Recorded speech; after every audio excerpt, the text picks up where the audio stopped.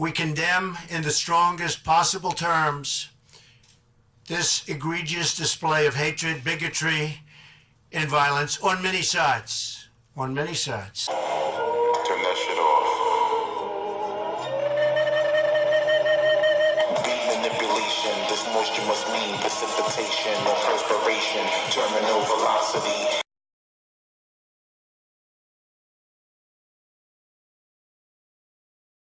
BBN, Jack Frost, what's up, party people? Hey, before the video even start, hit that like button, subscribe, and join the notification gang. Hashtag Bronx Bombers. Let's get it.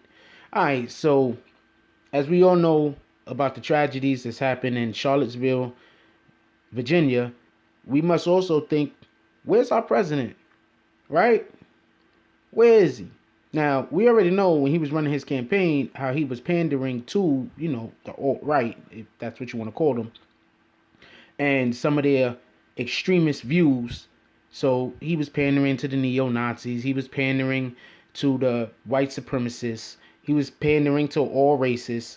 He was just pandering to them. It is what it is. When you have, and this is not a knock on any other politician, but when you have a politician that they might be a female, so they pander to the women's groups and LGBT groups, and you have a politician and he's black and he panders to the black groups and the women groups, and because they're minority groups. It happens. So he's a white male and he pandered towards the groups that were going to accept his type of propaganda. And so therefore, he spewed a specific type of propaganda. So now, after he spewed that specific type of propaganda, these people are coming out of the holes that they were shouting from when Obama was president, and they have decided to be active. Now, I'm not saying that they weren't active before. I'm just saying now they feel a little bit more emboldened. So that's how come we have things like happened in Charlottesville, North Carolina. I'm going to break it down for you real quick, exactly what happened for those who might not know. Okay, there's a General Lee statue. The town, it's a college town. So most of these people are, it's a college town. So a lot of the people are college students that live there. A lot of the people, it's a small town. It's not like a metropolis. So they don't want the statue there any further. They make a vote. The vote passed. So after the vote passed, these white supremacist groups, they get together, they get the courts to get an injunction so they can not remove the statue yet, because they want to fight to keep the statue there. So now they're fighting these things through court. So these white supremacist groups decide that they want to come, white supremacist, neo-Nazi, racist, whatever fascist, whatever group we're talking about, that would gravitate towards this type of thing. They decided that they're going to have a rally. Now, they initially wanted to have the rally in that park, but they were told that the park was too small. They had to go to a different park. They fought that. They won that. They just fighting and winning everything. That's how you know where the lawyers really lie. So they are having a rally in the park. Well, you have the people that actually are from the town that go out and protest against them. See, now, they're having a rally. You understand? I understand what people are going to say, but they're having a rally. They're out there, they're chanting, they're going back and forth. They're trying to have the protesters come to protest their rally. You understand? So when the protesters come to protest their rally, that's when all hell breaks loose for multiple different reasons. Now, to be 100% honest with you, I wouldn't be surprised if the people that were protesting them kind of initiated some of the physical activities. Because I'm going to keep it a buck with you. If somebody comes to my neighborhood where I live and try to tell us that this freaking, this effigy of some kind of white racist or that was oppressing my people had to stay up, even though we were trying to get it removed, and they've been fighting us every step of the way, and now they want to actually come to our town or to my block and then have a rally around this thing that everybody is trying to get removed, I would be pissed. I'm not coming to their neighborhood telling them that they have to have Dr. Martin Luther King Avenue on their street. I'm not doing that. So don't come to where I live and tell me what I must and must not also have up. That's what I'm saying. So anyway, everything breaks out. There's all types of different riots start beginning to happen. People are hitting people with cars. Notice it's the rallies, the people that's there for the rally began hitting people with cars.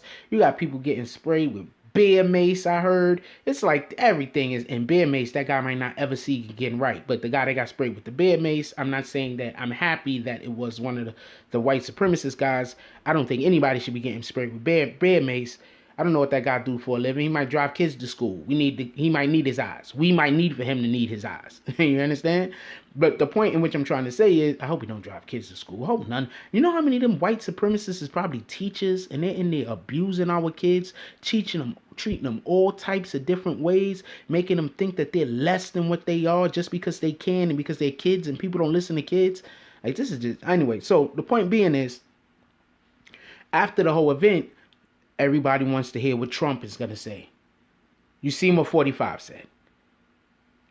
Initially, oh, there's blame on both sides, yada, yada, this and that. He just did not want to place the blame where it's obvious that the blame belongs. We don't want to have our house painted red anymore. We decide we want to paint our house red. You go to the city hall. You have city hall tell us that we can't change the color of our own house. Then, on top of that, you come to our house on our doorstep and hold a rally about I mean, I can't make this sound any more simpler of how foolish that this whole situation is and just how foolish it is. Anyway, so with that being said, we have some of the people coming out and they're speaking against Trump because they're like, yo, Trump, you have to say something. You can't not say anything. So you had Senator Cory Gardner. He tweeted, Mr. President, we must call evil by its name. They were white supremacists and this was domestic terrorism. Absolutely. Then we have Senator Ted Cruz. Okay? He tweeted out, I urge the Department of Justice to immediately investigate and persecute these grotesque acts of domestic terrorism. You hear what everybody's calling this? Domestic terrorism. 45's own wife, Melania Trump, comes out and says, our country encourages freedom of speech, but let's communicate without hate in our hearts, and no good comes from violence. Now, let's keep it a buck. She probably didn't tweet that. But the fact that it's coming from her official Twitter account means something. Then even his daughter, Ivanka Trump, tweets, there should be no place in our society for racism, white supremacy, and neo-Nazi.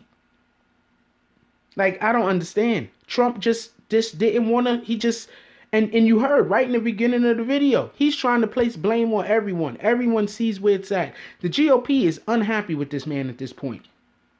I don't see how he could get reelected. I don't even see why he should think about reelection.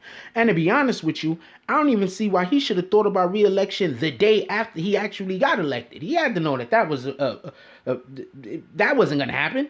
Like, he's not fit for the job. I'm not trying to knock him. I'm probably not fit for the job either. But, you know, we got to know what we good at. And he's not good at standing up to people without threats. You know, it's one thing to be able to defeat somebody who is in a position under you. It's another thing to be able to defeat somebody who is on your same level or above you. You know, and right now, these guys are winning because Trump refuses to say anything to them. And eventually he does. But the individual that drove the car into the young lady that passed away, his name is James Fields. He's part of a neo-Nazi group or a white supremacist group, not a neo-Nazi group, a white supremacist group called Blood and Soil. And their mantra is, our nation is to be a nation exclusively for the white American people. This guy killed one person who happened to be a white American and injured 19 more. Like, this is what's going on. He's getting charged for second-degree murder, malicious wounding,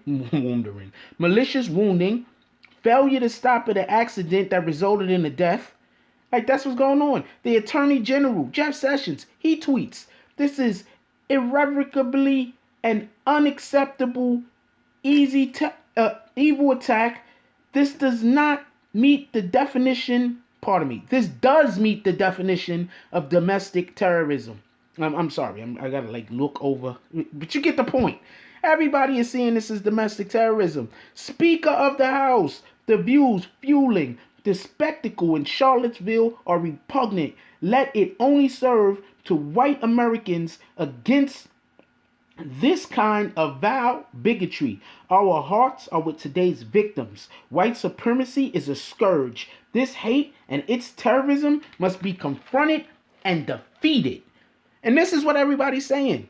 And you hear what Trump says. It just has to come to an end. And then David Duke. David Duke says this. This represents a turning point for the people of this country. We are determined to take our country back. We're going to fulfill the promises of Donald Trump. That's what we believed in. That's why we voted for Donald Trump, because he said he's going to take our country back, and that's what we got to do. So Trump and David Duke tweets goes from this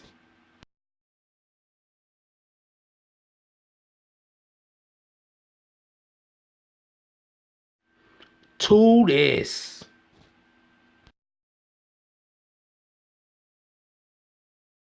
My position on Donald Trump hasn't ever changed. I consider him to be more of an opportunist than a racist. I'm not saying that he doesn't help racism with his political viewpoints. I'm not trying to say that he doesn't seem to encourage bigots to go on their bigoted ways. What I'm saying is he saw an opportunity. He exploited that opportunity to the best of his ability. And it just so happens that the opportunity that he supported, or should I say encouraged, or should I say wave that he rolled, happened to have been racism. That's what happened. He's an opportunist. That's what they do. They don't really have a viewpoint one way or the other on anything. They just go with whatever is going to get them to that next ladder or next step up in life. That's just what it is. So I want to know your comments. I want to know what your comments is on this, on the video in particular, and just your views on this. If you are a racist, if you aren't a racist, just please keep the comments clean. It's no reason to be insulting anybody. Any kind of crazy, outlandish stuff is just going to get deleted anyway. So please don't make me have to do the extra work. Like, comment, subscribe. Join the notification squad if you haven't yet. You're playing yourself. Share. I love y'all. And that's all I got on this one. I'm out.